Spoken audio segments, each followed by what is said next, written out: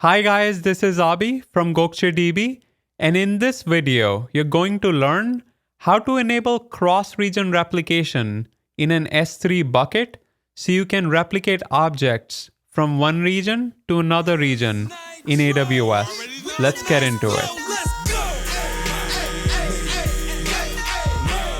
Let's start by navigating to the S3 service, then click on Create Bucket and give it a name.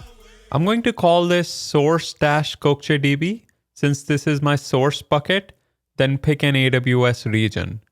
For this bucket, I'm going to pick US East 1. Attention! Make sure to enable versioning since it's a requirement for cross-region replication, then hit Create.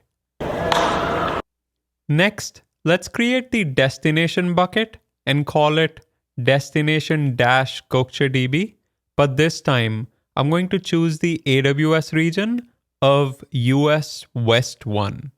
Giddy up! Enable versioning, hit create, then navigate to the management tab of our source bucket. Scroll down to the replication rules section, then hit the create button. Give your replication rule a name and make sure the status is enabled.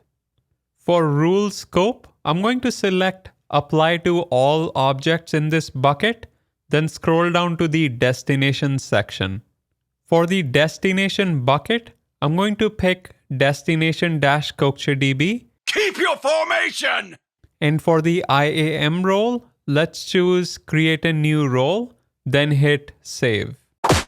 Since my source bucket is empty, I'm going to choose no to replicate existing objects. Whoa, boy! Then hit submit. Next, let's upload a test file called note.txt to our source bucket to see if it replicates to our destination bucket as well. Now, let's head back to the destination bucket to confirm if we see our note.txt file there. Give it a few minutes